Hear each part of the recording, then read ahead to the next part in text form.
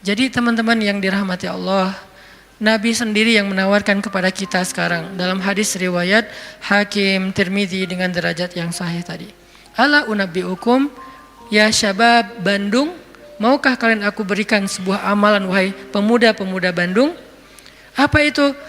Amalan yang khairul lakum min infaqiz zahab, yang lebih baik daripada menginfakkan emas, lebih baik daripada mati syahid, walaupun syahid juga tetap mulia, lebih baik daripada menang dalam peperangan. Tentu kita akan menjawab seandainya kita ketemu dengan Nabi, bala ya Rasulullah, tentu ya Rasul. Apa amal itu, apa?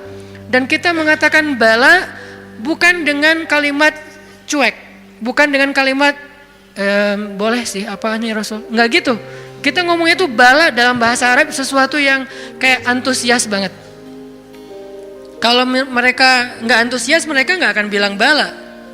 Mereka bilang bala ya Rasulullah, artinya antusias, sehingga kita menjiwai hadis ini. Walaupun kalimat hadis ini nggak terlalu panjang, cuma satu kalimat pendek yang kalau dibaca kurang dari 5 menit selesai. Tapi menjiwainya, memahaminya itu butuh waktu sampai kita bisa benar-benar senang dengan nasihat dari Nabi ini. Bukankah banyak orang cari nasihat jauh-jauh ya? Sekarang yang ngasih nasihat Nabi langsung. Sehingga kita mengatakan, bala ya Rasul, apa itu ya Rasul, apa amalan itu, saya pengen dapat semua kebaikan yang Nabi katakan tadi, lebih dari ini, lebih dari ini, lebih dari ini. Dan Allah sangat suka dengan amal itu. Otomatis Allah suka dengan orang yang beramalnya. Zikrullah, kata Nabi, mengingat Allah, berzikir kepada Allah. Makanya itulah kenapa Allah Subhanahu wa taala berfirman di surat Al-Ahzab yang tadi kita baca. Ya ayyuhalladzina amanu uzkurullaha dzikran katsira wasabbihuhu bukratan wa asila. Wahai orang yang beriman, ingatlah Allah, berzikirlah kepada Allah dengan zikir yang sebanyak-banyaknya. Kenapa? Karena zikir itu ringan. Allah gak nyuruh kepada kita sesuatu yang berat. Allah belum bilang jahidul kuffar, perangilah orang-orang kufur. Allah belum mengatakan anfiqu min amwalikum, sedekahkan harta kalian, min amwalikum, sebagian dari harta kalian. Enggak. Itu mungkin buat kita masih butuh waktu belajar. Sekarang Allah mengatakan uzkurullaha dzikran katsira, ingatlah Allah, sebutlah Allah, zikirlah kepada Allah sebanyak-banyaknya. Kenapa? Lebih baik dari semua tawaran-tawaran yang itu. Allah kalau nawarin kita untuk jihad, kemungkinan besar kita akan mencari-cari alasan. Dan orang yang mencari-cari alasan dari kewajiban berjihad, apabila sudah wajib, maka dia udah jelas sifat kemunafikannya. Baca nanti di ayat-ayat tentang jihad, surat At-Taubah, surat Al-Anfal, termasuk surat Al-Ahzab. Ada banyak cerita-cerita tentang jihadnya Nabi. Dan sebagian besar orang yang menolak atau mencari alasan untuk enggak ikut sama Nabi, itu tuh udah pasti terlihat jelas kemunafikan pada diri mereka. Sehingga Allah menggolongkan mereka termasuk orang munafik.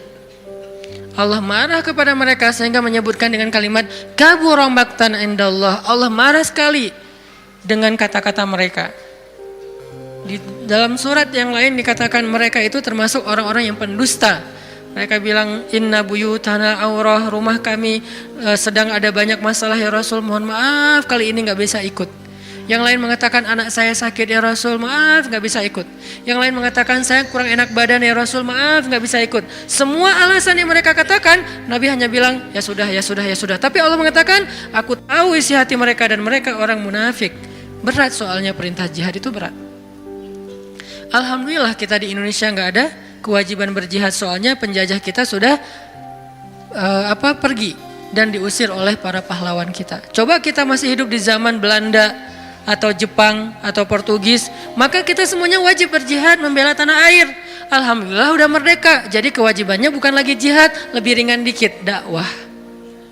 Tidak perlu mengangkat senjata, cukup kita mengajak kepada kebaikan. Karena seandainya perintah jihad itu muncul di tengah-tengah kita sekarang, kemungkinan besar kita akan mencari 1001 alasan. Ada alasannya saya masih kuliah lah, ada yang alasannya saya belum nikah lah, Memang ada alasan nggak bisa berjihad gara-gara belum nikah. Ustadz, nanti kalau saya syahid terus saya belum statusnya masih jomblo gimana Ustadz? Nggak usah dibahas sekarang. Hampir kepancing. Artinya ya kalau seandainya perintahnya adalah jihad, kita mungkin termasuk orang-orang yang anulir di awal waktu udah langsung dicoret, nggak masuk. Kalaupun kita mau tetap nggak diizinkan. Kenapa? Nggak cukup syarat. Pegang senjata nggak pernah, baru jalan 100 meter udah ngos-ngosan, nggak makan sehari udah lemes. Ya, gimana mau jihad?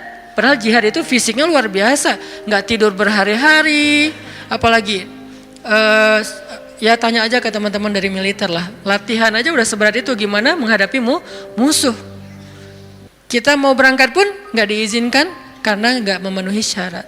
Itu perintah jihad. Ternyata ada yang lebih baik daripada jihad. Zikrullah. Perintah berinfak. Kata Allah, berinfaklah dengan harta terbaik. Lan tanalul birra. Tidaklah sempurna kebaikan kalian hatta tunfiqu mimma tuhibbun. Sampai kalian berinfak dengan harta yang paling kalian cintai. Langsung kita ingat, harta yang paling saya cintai. Udah belum kita berinfak dengan harta yang paling kita cintai? Ada yang baru beli mobil sebulan yang lalu. Ini yang paling saya cintai. Anak masuk ke mobil, awas sendal, sepatu. Nggak boleh kotor mobilnya. Cewek baru beli apa misalnya kosmetik, infak kosmetik. Atau baru beli rumah dikasih sama suaminya, rumah baru banget. Baru naik ke sofa, jangan-jangan ini kotor. Sofanya dijaga nggak boleh kotor. Apalagi kita baru beli sesuatu yang paling berharga buat kita, harta yang sifatnya materi. Maka kata Allah, tidak sempurna infak kita sampai kita pernah, walaupun nggak apa-apa, nggak usah sering-sering, pernah menginfakkan harta yang paling kita cintai. Berat pasti, karena infak kita itu baru harta yang sisa. Kelebihan harta, bahasa lembutnya. Kalau bahasa vulgarnya sisa. Infak makanan sisa. Infak pakaian sisa, giveaway. Apalagi infak uang sisa, receh. Jadi infak kita tuh masih infak sisa. Baik Ustadz, baik, tetapi belum sempurna. Karena ada derajat, ada tingkatan-tingkatan. Ada yang menginfakkan harta yang lebih, oke, sisa. Ada yang menginfakkan setengah hartanya. Ada yang menginfakkan yang paling dia cintai. Ada yang menginfakkan seluruh hartanya, yaitu Abu Bakar As-Siddiq. Kita level yang paling dicintai aja belum sanggup. Lalu Nabi mengatakan, mau nggak kalian aku tawarkan yang lebih baik daripada infak harta yang paling kalian cintai? Lebih baik daripada memberikan mobil kesayangan kalian. Lebih baik daripada memberikan pakaian kesukaan kalian. Lebih baik daripada, saya kadang-kadang diminta kupluk aja. Ada teman-teman di luar kota misalnya, pas saya datang, Ustadz boleh minta kupluk Ustadz? Aduh ini warna kesukaan saya. Baru kupluk yang warna kesukaan aja kayak berat mau ngasih, hijau dan abu. Pernah dulu karena gak bisa nolak, dia udah baik banget sama saya. Sampai sekarang saya ingat-ingat, itu topi ya, sukaan saya banget tuh. Sampai sekarang diingat-ingat. Kalau ketemu dia saya langsung nyari, dia kok gak dipakai sih topinya, balikin dong kalau gak dipakai gitu kan ya. Saking kayak emang kesukaan saya banget, itu aja gak bisa, padahal murah loh. Masih hitungan puluhan ribu atau ratusan ribu. Baju yang kesukaan saya yang saya sering pakai tuh, kotor cuci langsung, keringin, setrika, pakai lagi. Karena senang banget dengan baju itu, diminta sama orang lain, mau gak ngasih? Kayak masih berat. Nabi itu pernah dimintain baju yang beliau suka banget, diberikan oleh Raja Khurasan. Beliau pakai baju itu kayak sweater, karena baju musim dingin, beliau pakai kayak sweater gitu, keluar rumah, tiba-tiba kata seorang laki-laki di jalan, ya Muhammad bajunya bagus banget, boleh minta gak? Orang Badui, terlalu jelas ngomongnya, to the point. Muhammad tuh bajunya bagus banget, boleh minta enggak? Nabi langsung senyum, kamu suka? Ya, langsung dibuka sama Nabi, dikasih. Nabi pulang dalam keadaan gak pakai baju. Coba, dingin-dingin. Gak ada alasan, aduh saya lagi gak pakai daleman, dingin nih. Gimana ya? Enggak pakai alasan, langsung ngasih. Nabi emang udah paling sempurna lah, udah gak usah dibandingkan. Jadi kalau bicara infak yang paling disukai, Nabi itu udah lewat lah.